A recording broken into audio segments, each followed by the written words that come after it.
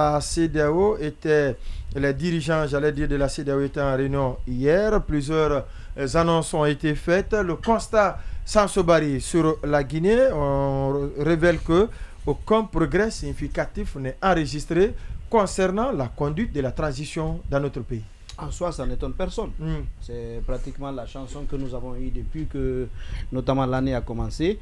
Mais je dois relever d'abord que peut-être que ce sommet nous révèle le top départ du chronogramme. Ouais. Parce que ici, on a dit que ça commençait en janvier et même tous les acteurs l'ont intégré.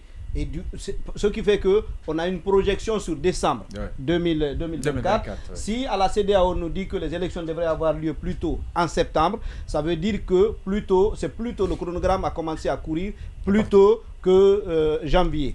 Maintenant ça c'est, on va dire, une contradiction intellectuelle parce que dans les faits, je ne pense pas que ça aura un quelconque impact. Parce que moi je vous dis, j'ai suivi la CEDEAO, en tout cas les quelques éléments qui ont trait à la Guinée. La question c'est à quoi ça va servir aujourd'hui? Est-ce que la CEDEAO est capable d'imposer quoi que ce soit à la Guinée? C'est vraiment ça ma question. Dans un contexte, vous savez, la Guinée fait un autre type de chantage. C'est de dire, jusqu'à aujourd'hui, on va dire, nous nous sommes relativement conformés. On n'a pas rejoint l'alliance Burkina, Mali et consorts. Jusqu'à aujourd'hui, on s'entend plutôt avec la France.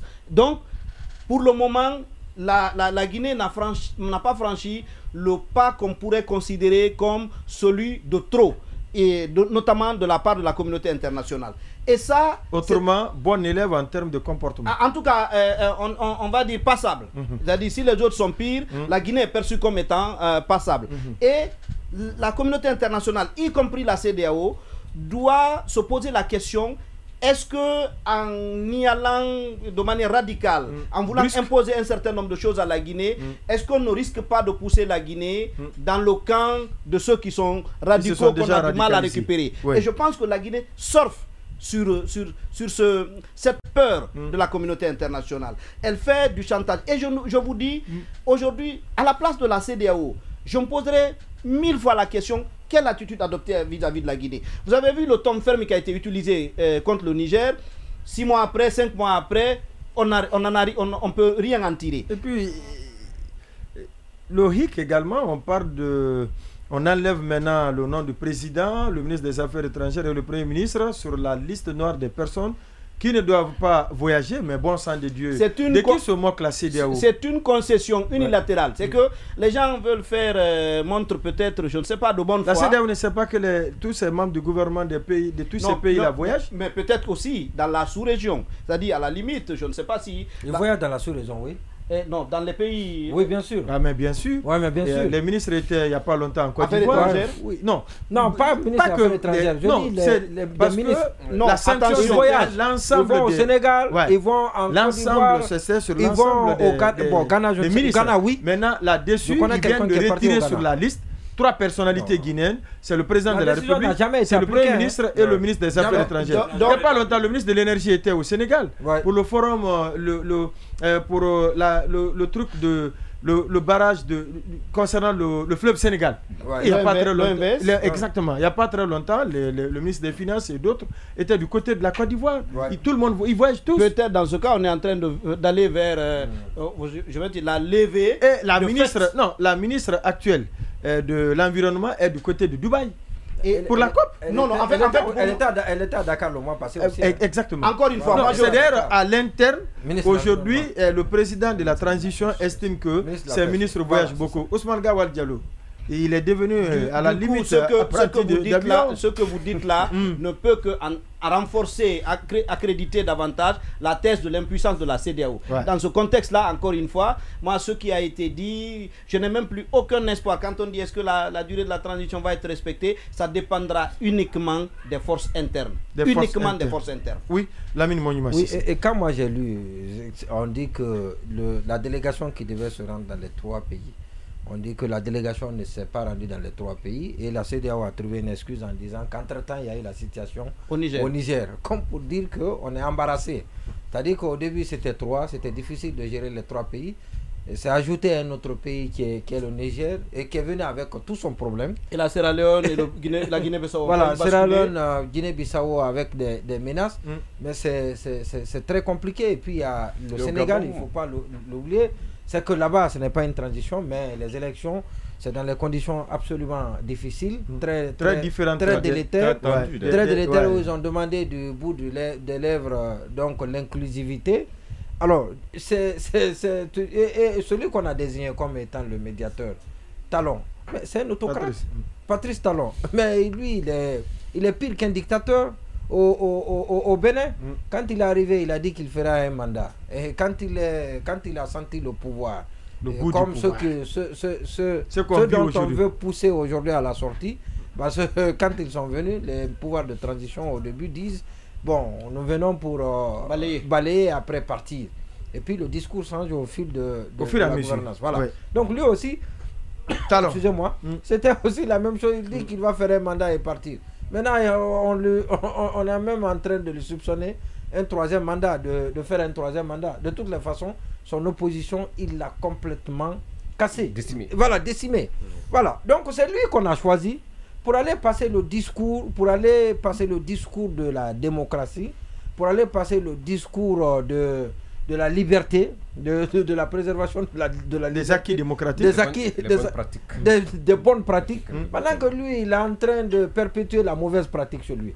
Vous avez vu l'incohérence un peu de la CEDEAO. Et puis les mots qui ont été utilisés. La CEDEAO a été très, très prudente, et même par rapport aux partenaires. Quand le Mali, le Sénégal, plutôt, je dis le Niger, le Burkina et le Mali ont rejeté les partenaires, les forces internationales qui étaient sur place. Donc la CEDEAO n'a pas pu parler des forces occidentales, mais plutôt des forces étrangères. Et même ça, pour ne pas que la CEDEAO, qu'on continue cette opinion qui est très hostile aux forces occidentales, donc on ne prenne pour cible à nouveau la CEDEAO comme étant une institution qui est en train de défendre les Occidentaux. Donc c'est un peu très compliqué. Et puis, par rapport au Niger, ils ont à nouveau demandé la libération immédiate et sans condition. On a demandé ça combien de fois? On a demandé ça. Le président renversé. Voilà, ça a été demandé plusieurs fois. Mais sauf que dans ce pays, ils ont aussi maintenu les sanctions. Oui, ils ont maintenu les sanctions. Et d'ailleurs, le Niger ne répond même plus à l'appel de la CEDEAO. À l'invitation. À l'invitation de la CEDEAO. Et parce que chaque fois que le Niger est invité à venir discuter avec la CEDEAO, le Niger aussi pose sa condition. La condition pour venir négocier, c'est de lever les sanctions qui ont été imposées sur lui par la CEDEAO. Et donc le discours, le langage, il devient difficile à être accédé par les populations de ces pays, par les transitions, par les pouvoirs. Maintenant, concernant la Guinée, c'est peut-être le seul enseignement que nous tirons de cette affaire, c'est la contradiction que la CEDEAO a apportée au propos d'une certaine autorité en Guinée, qui dit qu'on est même en avance sur l'agenda dynamique. C'est Mori Kondé qui l'a dit. Donc ça c'est dit, ça a été dit, on l'entend. Une certaine autorité. Oui, une certaine autorité. Je dis autorité, c'est les autorités qui soutiennent. Au plus haut niveau. Vous auriez pu être plus précis. Parce que... Donc, vous avez vu, non? Donc, la CEDEAO dit que rien n'a été pratiquement fait. C'est ce qui est vrai. Donc, c'est l'information que nous avons en Guinée. Les acteurs politiques également ont la même information. Et parce que les acteurs politiques, quand vous causez avec certains, qui vous disent peut-être ils sont dubitatifs, ils sont hésitants, ils pensent que les choses sont en train d'être faites et ils ne sont pas mis au courant, et ils soupçonnent même la CEDEAO de connivence avec les autorités pour mener des activités, accomplir des tâches, et donc ils ont l'information que rien n'est fait, du moins la CEDEAO n'est pas informée de ce qui est en train d'être fait. Et ce qui, cette intention dissimulée des autorités est en train de remonter à la surface, comme pour dire que à la date indiquée, heureusement d'ailleurs qu'ils ont trouvé cette formule magique pour parler de chronogramme d'agenda dynamique ou quoi dynamique, je ne sais pas. Compromis dynamique. Et donc ça va rester toujours éternellement dynamique. Et parce que ça va bouger. Ça va toujours bouger. Ça va fuir ceux qui sont en train de ceux qui veulent le rattraper. Et parce que voilà, donc c'est un peu compliqué. Ousmane Gawal nous avait pourtant dit que les 24 mois ont démarré en septembre 2022 et non en janvier 2023. La fin de la transition guinéenne, ce n'est donc pas le 31 décembre 2024, mais plutôt dans 10 mois. C'est Khalil Oulare qui nous envoie ce message. Oui, juste une petite la petite virgule, oui. Au sujet de Boni Yahi. Je ne sais pas s'il est encore pertinent de le garder comme facilitateur dans le cadre de la crise guinéenne, parce qu'il ressort du communiqué qu'il est redevenu président du parti des démocrates au Bénin, et qu'à ce titre ils ont dialogué avec le pouvoir.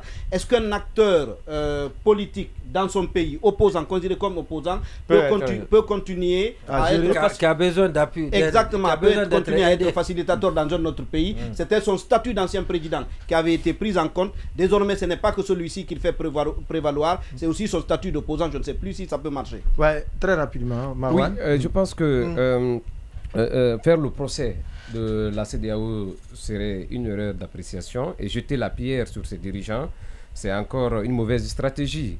Pourquoi et comment? Vous savez, il n'appartient pas à la CEDEAO de choisir ou de tracer notre destin. Il appartient au peuple de chacun de ces États en transition de choisir son destin. Donc je pense, de ce point de vue, quelle que soit la volonté de la CEDEAO à nous aider à sortir de cette transition, il appartiendra d'abord au peuple de manifester le désir de sortir de cette transition. Cette CEDEAO, elle est autant impuissante que la société civile d'aujourd'hui. Donc c'est une CEDEAO, c'est une institution qui est aujourd'hui, qui n'a pas les moyens, tous les leviers en sa possession pour pouvoir faire face à la réalité. Il faut la dissoudre. Et l'autre chose, la dissolution de la CEDEAO, vous pensez que c'est ça la solution? Ça peut être une solution. Je ne pense pas. La Société des Nations qui a été remplacée par l'ONU, vous savez que c'est sa faiblesse, elle n'a pas été à la hauteur, elle a été dissoute. Régionale la plus aboutie et la mieux aboutie en Afrique. C'est le meilleur modèle de réussite et d'aboutissement en termes d'organisation et d'efficacité des organismes sous-régionaux. Donc, de ce point de vue, il y a des avancées dans d'autres secteurs, il y a des avancées dans d'autres domaines, même si du point de vue politique et peuple, la CEDEAO traîne les pas. Donc, l'intégration des peuples. Donc, l'intégration économique, l'intégration. Parce que quand tu vois les 3 zones de compétences de la CEDEAO, c'est aujourd'hui, c'est la zone monétaire seulement qui vacille un peu, qui retarde. Donc je pense, de ce point de vue, il faudrait que cette détermination vienne de l'intérieur. Parce que il y a une évidence dans le communiqué de la CEDEAO. Cette évidence, c'est quoi? Vous savez, on ne menace pas, je l'ai toujours dit, il ne faut pas qu'on menace les militaires. En les menaçant, ça va envoyer une situation de radicalisation. Et vous avez vu les termes utilisés par la CEDEAO, ce sont des termes qui ont été bien soignés, c'est des termes bien choisis. Il faudrait qu'on soit très prudent face à cette situation actuelle.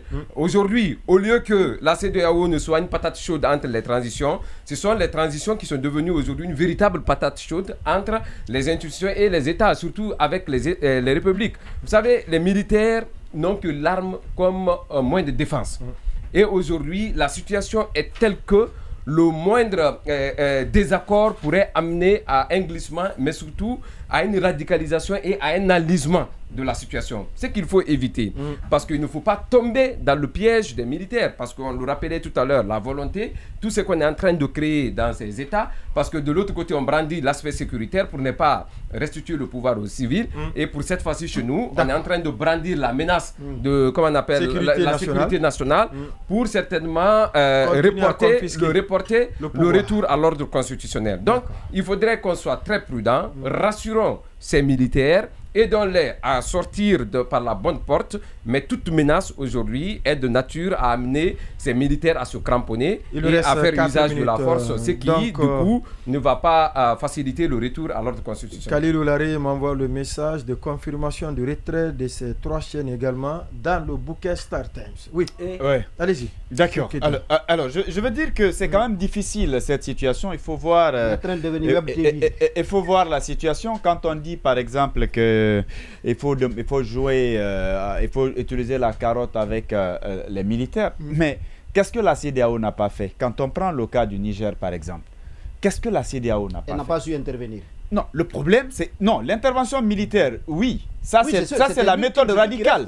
Non, mais c'est quand on dit qu'il faut aller doucement avec eux. C'est de ça que je parle. Je dis, on ne peut pas aller en douceur avec ces personnes qui sont fermées, par exemple, aux négociations, même recevoir les délégations qui disent niet.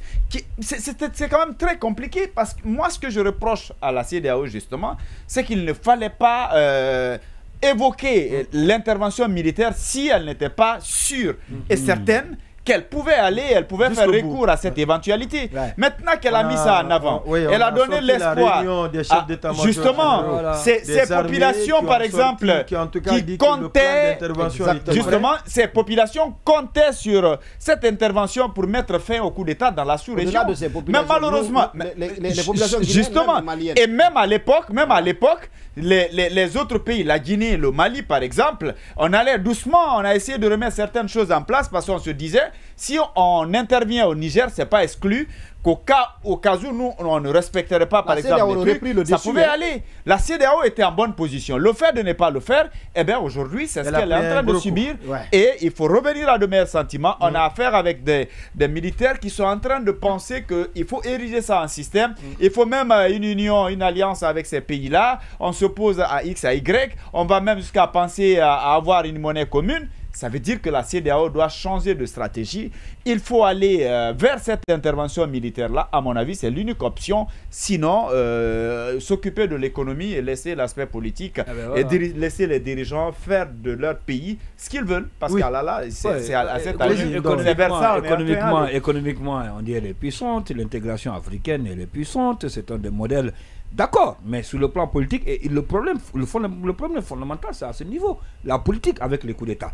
S'il y a un facteur jusqu'ici, un aspect que la CEDEAO à date n'arrive pas à résoudre, c'est justement sur le plan politique, économique et tout ce qui s'ensuit, on est d'accord. Mais qu'est-ce qu'il faut faire aujourd'hui pour avoir réussi à rétablir des chefs d'État? Mais bien sûr, on se rappelle, oui, mais bien sûr. Mais pourquoi aujourd'hui l'institution n'arrive pas à le faire? Et l'exemple que Seko vient de donner tout à l'heure, c'est un exemple frappant. Si vous avez menacé, par exemple, de déloger un putschiste, vous n'arrivez pas à le faire. Demain, si par exemple il y a un coup d'État dans un autre pays, vous ne pouvez pas, ça vous affaiblit. Moi je pense qu'aujourd'hui, il faut le dire, la force est, comme on le dit souvent, vous êtes puissant, mais vous n'avez pas la maîtrise, la puissance ça devient absolument rien. Donc la CEDEAO, oui, elle est puissante, mais pendant ce temps, elle n'a pas la maîtrise. Quand nous parlons surtout des dossiers politiques, moi je pense que ça n'a... Aujourd'hui, au lieu d'être la solution, il faut le reconnaître, aujourd'hui la CEDEAO est l'un des problèmes. Aujourd'hui, quand nous parlons de la gestion des crises en Afrique de l'Ouest, c'est ça la réalité. Par conséquent, il faut trouver des solutions. Moi, je suis pas contre pour sa dissolution, hein, si elle ne fait pas l'affaire, parce qu'on a vu avec la Société des Nations, SDN, lorsque SDN a montré ses limites. Non, lorsque SDN elle avait montré ses limites à l'époque, elle a été dissolue et remplacée par les Nations Unies. Pourquoi pas la CEDEAO?